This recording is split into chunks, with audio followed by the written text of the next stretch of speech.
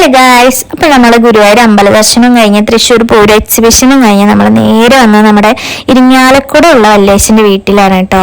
അപ്പോൾ ഇത് നമ്മുടെ ഏട്ടൻ്റെ വൈഫാണ് സുന്ദരേച്ചി, അത് നമ്മുടെ വല്യമ്മയും.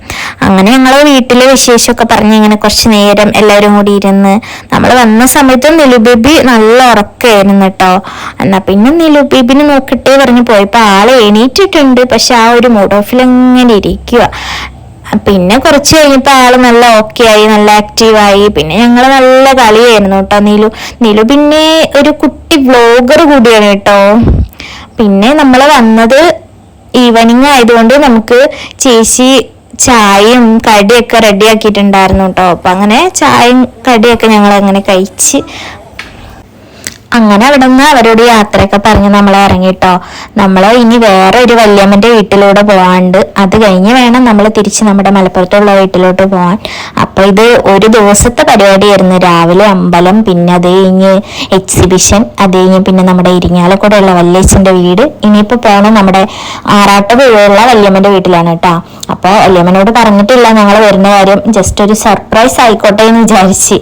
അപ്പൊ ഒരു ചെറിയൊരു ഷോക്ക് കൊടുക്കാലോ. അങ്ങനെ ഞങ്ങൾ പോയപ്പോ തന്നെ ആകെ ഞെട്ടിട്ടോ. ഞാൻ ഇതുവരെ പോയിട്ടില്ല വല്യമ്മന്റെ വീട്ടിലേക്ക്, ആദ്യമായിട്ടാണ് പോണ്.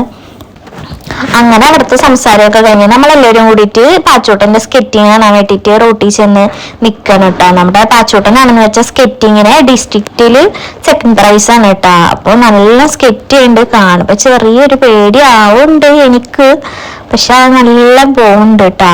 അതിന്റെ ഇടയ്ക്കുണ്ട് അമ്മ അപ്പുറത്തെ വീട്ടില് ചേച്ചിന്റെ പൂച്ചെടിയൊക്കെ പോയി വലിക്കുന്നുണ്ട് കേട്ടോ. ആരും കണ്ടിട്ടില്ല, അമ്മ നൈസിനെ വലിച്ചിട്ട് വരിക.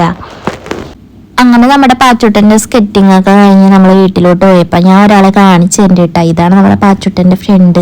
അപ്പം ഞാൻ ഫസ്റ്റ് ആയിട്ട് കണ്ടപ്പോൾ ചെറുതായി ഒന്ന് പേടിച്ചു. എനിക്ക് പട്ടികളെ ഇഷ്ടമാണ്, പക്ഷെ ഫസ്റ്റ് ആയിട്ട് കാണുമ്പോൾ ഒന്ന് ചെറിയ പേടിയാണ്. പിന്നെ ആളിത്തിരി വലിപ്പമുള്ളതുകൊണ്ട് ചെറുതായി ഒന്ന് പേടിച്ച്. പിന്നെ നമ്മൾ പോകണമെന്ന് അറിഞ്ഞപ്പോൾ വല്യമ്മ നമുക്ക് മാങ്ങയൊക്കെ വലിച്ചു കൊണ്ടുവന്ന്. അപ്പം അവരോട് അങ്ങനെ ടെറ്റാ ബൈ ബൈ പറഞ്ഞ് ഞങ്ങൾ വീട്ടിൽ നിന്ന് ഇറങ്ങിയിട്ടോ.